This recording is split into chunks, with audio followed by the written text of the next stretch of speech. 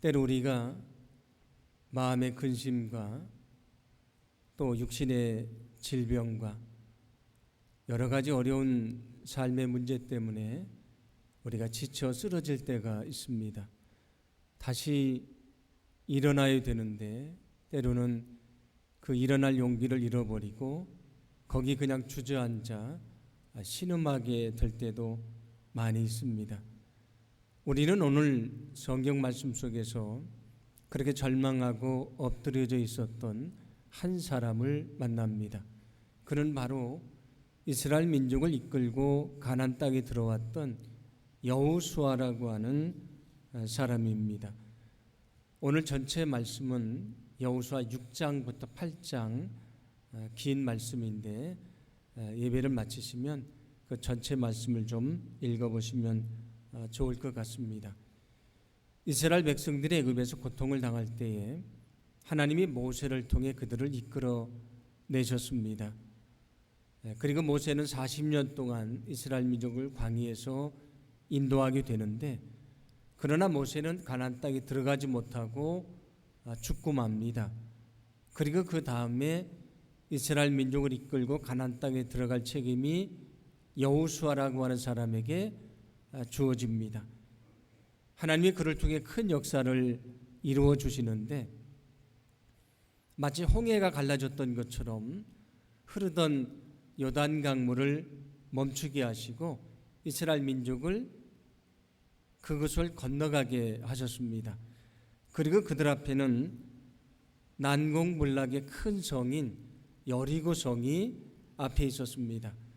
그때 하나님이 그들에게 말씀하십니다. 하루에 한 번씩 그 성을 돌고 마지막 7째 날은 7번을 돌면서 함성을 지르면 그 성이 무너질 것이라고 말씀을 합니다. 그들은 그 말씀에 순종을 했고요. 정말 그 성전이 그 성이 무너지는 그런 하나님의 역사를 볼 수 있었습니다. 이제 그들 앞에는 그 여리고 성에 비하면 아주 작은 성인 아이 성이 기다리고 있습니다. 여리고 성도 무너뜨렸는데 아이 성은 얼마나 쉬워 보입니까? 그래서 여호수아는 정탐꾼들을 보내서 그곳 상황을 알아보게 합니다.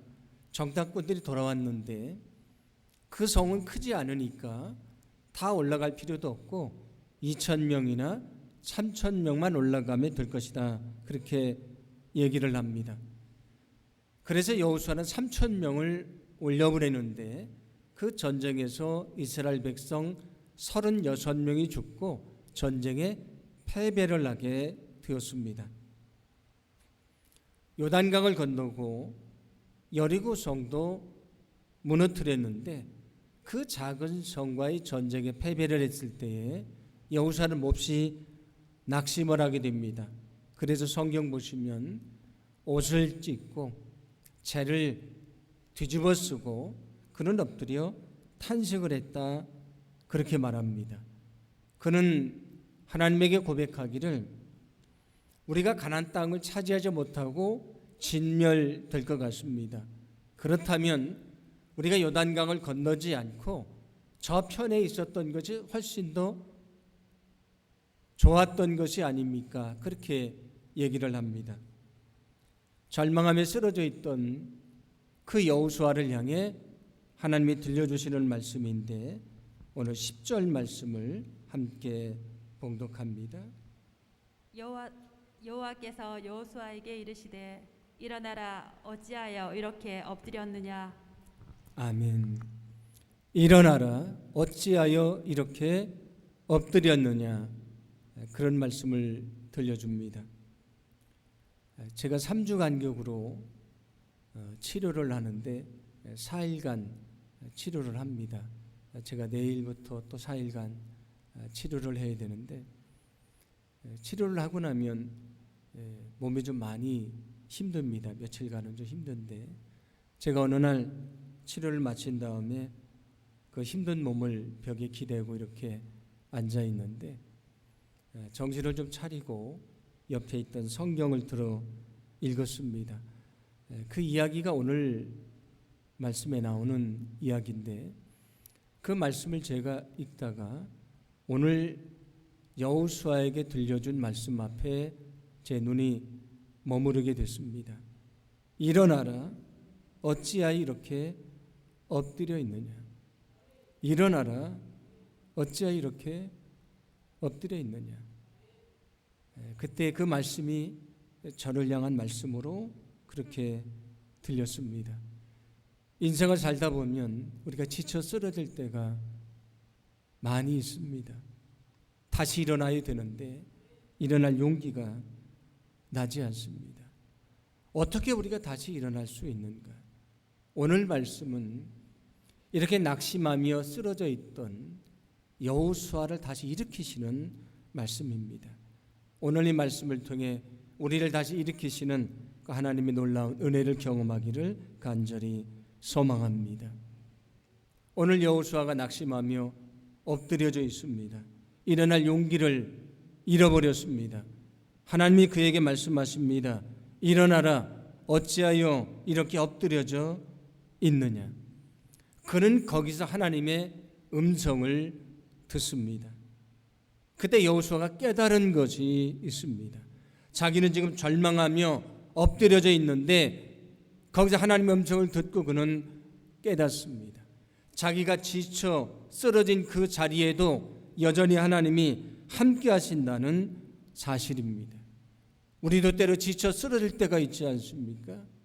그러나 우리가 신음하는 그 자리에 여전히 하나님이 함께 하신다는 사실을 믿으시기를 바랍니다. 하나님은 지쳐 쓰러진 자리에서도 우리와 함께 하시는 분이십니다.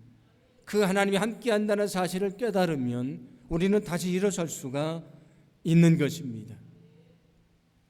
여호수아가 이스라엘 민족을 이끌고 갈 사명을 받을 때에 하나님이 들려주신 분명한 약속이 있습니다. 여호수아 1장 5절 말씀인데 함께 봉독합니다. 내 평생에 너를 능히 대적할 자가 없으리니 내가 모세와 함께 있었던 것 같이 너와 함께 있을 것임이니라. 내가 너를 떠나지 아니하며 버리지 아니하리니. 아멘. 내가 모세와 함께 있던 것 같이 너와 함께 할 것이다. 내가 너를 떠나지 아니할 것이다. 너를 버리지 아니할 것이다. 그렇게 말씀을 하십니다. 지쳐 쓰러져 탄식하던 여호수아에게 하나님의 말씀하십니다. 일어나라, 어찌하여 이렇게 엎드려져 있느냐. 그때 그 음성을 듣고 그가 기억해낸 말씀은 바로 이 약속의 말씀이라는 생각이 들었습니다. 내가 너와 영원히 함께할 것이다. 나는 너를 떠나지 아니할 것이다. 너를 버리지 아니할 것이다.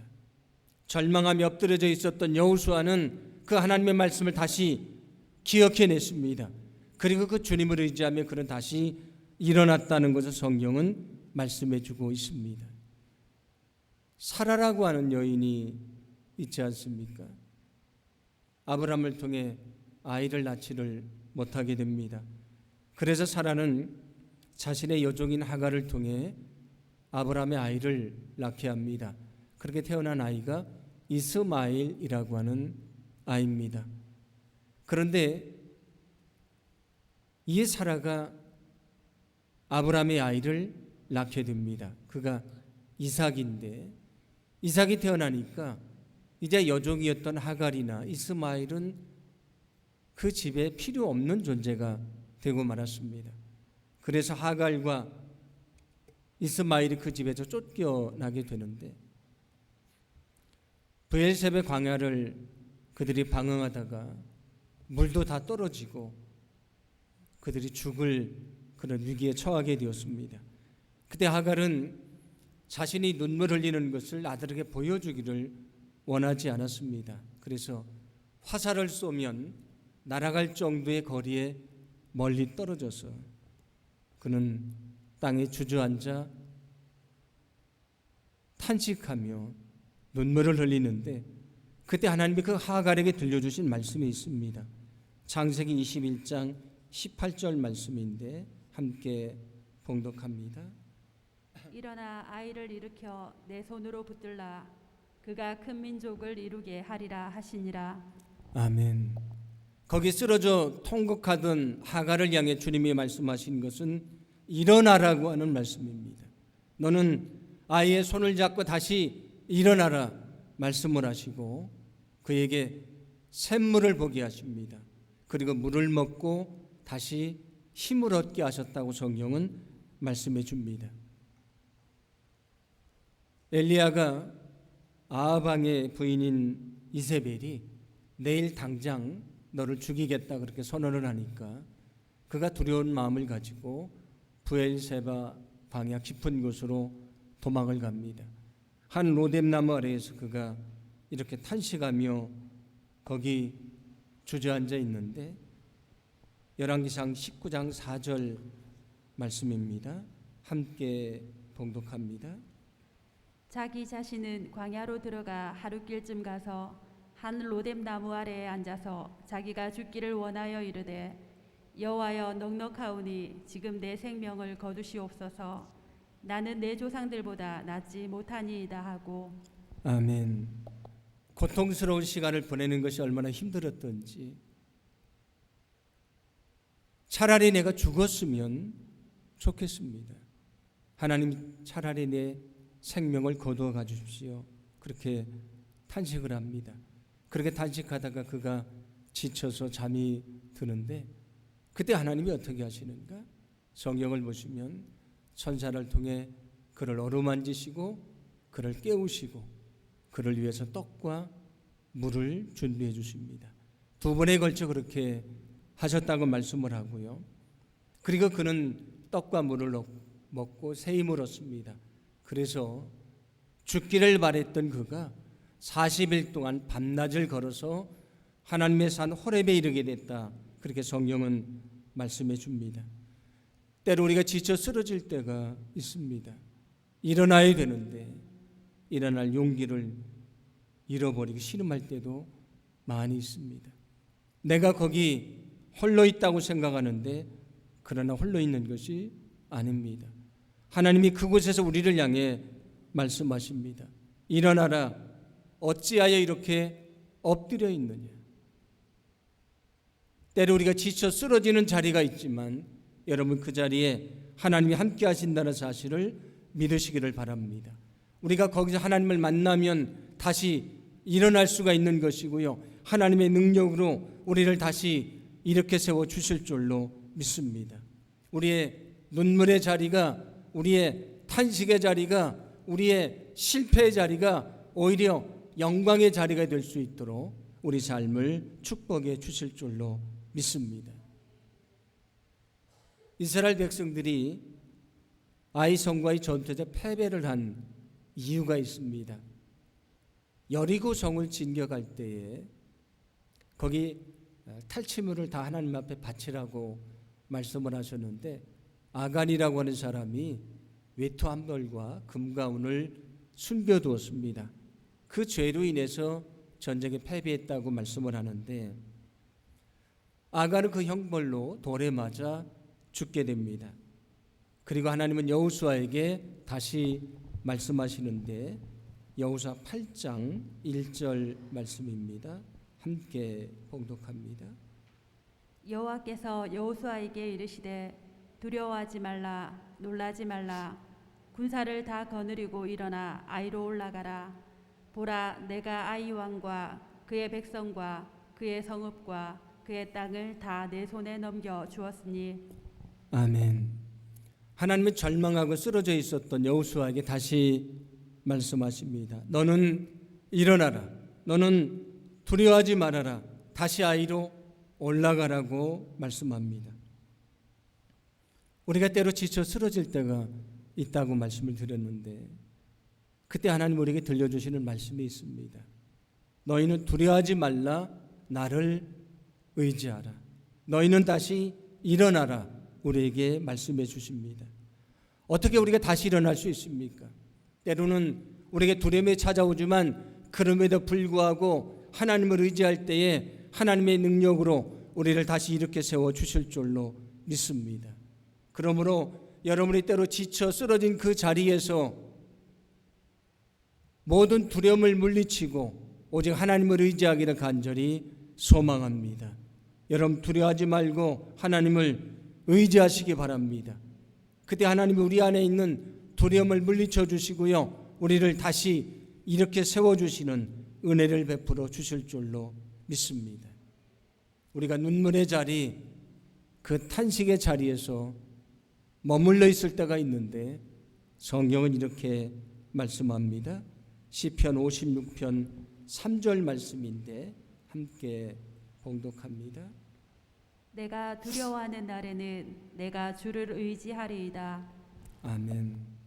내게 두려움이 찾아오는 그날 나는 더욱더 하나님을 의지할 것입니다. 그렇게 말씀을 합니다. 우리가 인생을 살다가 때로 지치고 연약할 때가 있습니다.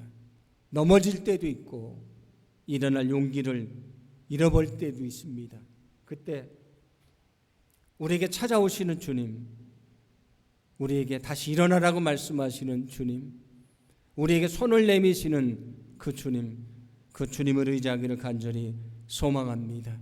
그때 주의 능력으로 우리를 일으켜 주시고요, 우리가 있는 그 탄식의 자리가, 눈물의 자리가 또 승리의 자리가 될 수 있도록 역사해 주실 줄로 믿습니다.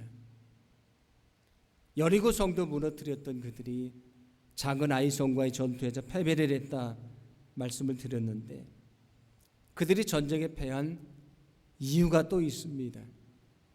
여리고 성을 진격할 때는 어떻게 했냐면 하나님의 말씀을 듣고요, 말씀을 따라서 성벽을 돌 때에 그 성이 무너지는 역사가 있었습니다. 인간적으로 생각하면 있을 수 없는 일인데 그들은 순종을 했고요, 하나님의 역사를 볼 수가 있었습니다. 그런데 아이성을 칠 때는 어떻게 됐는가? 아이성을 칠 때는 하나님의 뜻을 묻지 않습니다. 하나님의 음성을 듣지 않습니다. 자기들의 생각대로 정탐꾼을 보내고요, 그들의 판단에 따라서 전쟁에 임하게 됐습니다. 결국 자신들의 생각을 따를 때에 그들은 실패를 하고 맙니다. 그 실패했을 때에 여호수아가 기억해냈던 하나님의 말씀이 있습니다. 자기가 사명을 받을 때 주셨던 말씀인데 여호수아 1장 7절입니다. 함께 봉독합니다. 오직 강하고 극히 담대하여 나의 종 모세가 내게 명령한 그 율법을 다 지켜 행하고 우로나 좌로나 치우치지 말라. 그리하면 어디로 가든지 형통하리니. 아멘. 하나님이 여호수아에게 형통하는 비결을 가르쳐 주셨습니다. 그것은 하나님의 말씀에 순종하라고 하는 것입니다. 그는 실패의 자리에서 이 말씀을 다시 깨닫게 됐습니다. 우리가 왜 패배했는가? 하나님의 말씀을 따르지 않아서 패배를 하게 되었다는 것입니다. 이제 그는 다시 하나님의 말씀을 듣기 시작합니다. 하나님이 뭐라고 말씀하셨냐면, 이번에는 그 아이성 옆에 복병을 숨겨놓고 나머지는 전에처럼 아이성을 공격하다가 패하는 척하고 도망을 가라고 말씀을 합니다. 그러자 그 아이성 사람들이 이번에도 자신들이 이겼다고 생각을 하고요, 성문을 열어놓고 추격을 합니다. 그때 숨어있던 복병들이 아이성을 점령했다고 말씀합니다. 이제 그들은 하나님의 말씀을 따랐고요, 아이성과의 전투에서 승리할 수가 있었습니다. 절망하며 쓰러진 여호수아가 어떻게 다시 일어날 수 있었습니까? 자기들의 생각과 지혜를 따를 때에 그들이 실패를 했습니다. 그러나 이제는 자신의 지혜와 생각을 내려놓고요, 하나님의 말씀을 따를 때에 그들은 승리할 수가 있었습니다. 오늘 말씀은 우리가 무엇을 말씀해 줍니까? 우리를 다시 승리하게 하는 것, 우리를 다시 일으키는 것은 우리의 지혜나 능력이 아니고요, 하나님의 능력이고 하나님의 역사라고 하는 것입니다. 어떻게 여호수아가 다시 승리할 수 있었습니까? 하나님의 능력을 신뢰할 때였습니다. 여러분, 우리를 다시 일으키는 것은 하나님의 능력이라는 사실을 믿으시기를 바랍니다. 우리가 때로 지치고 연약할 때가 있습니다. 넘어질 때가 있습니다. 여러분 그때 하나님의 능력으로 다시 일어나시기를 바랍니다. 나는 연약하지만 하나님은 강하시고요. 내게 능력의 손을 펼치셔서 반드시 나를 일으켜 세워주실 줄로 믿습니다. 우리가 잘 알고 있는 시편 23편 1절부터 3절은 이렇게 말씀합니다. 함께 봉독합니다. 여호와는 나의 목자시니 내게 부족함이 없으리로다. 그가 나를 푸른 풀밭에 누이시며 쉴 만한 물가로 인도하시는도다. 내 영혼을 소생시키시고 자기 이름을 위하여 의의 길로 인도하시는도다. 아멘. 우리의 목자가 되신 하나님은 어떤 분이신가? 나를 소생시키는 분이시다. 나를 회복시키시는 분이시다. 나를 일으키시는 분이시다 말씀을 합니다. 우리가 때로 지치고 넘어질 때가 있습니다. 여러분 그때 하나님을 의지하기를 간절히 소망합니다. 믿음으로 기도하기를 간절히 소망합니다. 그때 우리를 회복시키시는 하나님, 우리를 소생시키시는 하나님, 우리를 다시 일으켜 세우시는 하나님의 놀라운 은혜를 경험하게 될 줄로 믿습니다. 이사야 41장 10절을 보시면 이렇게 말씀합니다. 함께 봉독합니다. 두려워하지 말라. 내가 너와 함께함이라. 놀라지 말라. 나는 내 하나님이 됨이라. 내가 너를 굳세게 하리라. 참으로 너를 도와주리라. 참으로 나의 의로운 오른손으로 너를 붙들리라. 아멘.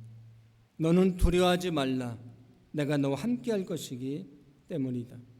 너는 놀라지 말라. 내가 너의 하나님이 되어주기 때문이다. 내가 너를 굳세게 할 것이다. 너를 도와줄 것이다. 나의 의로운 오른손으로 너를 붙들어 줄 것이다.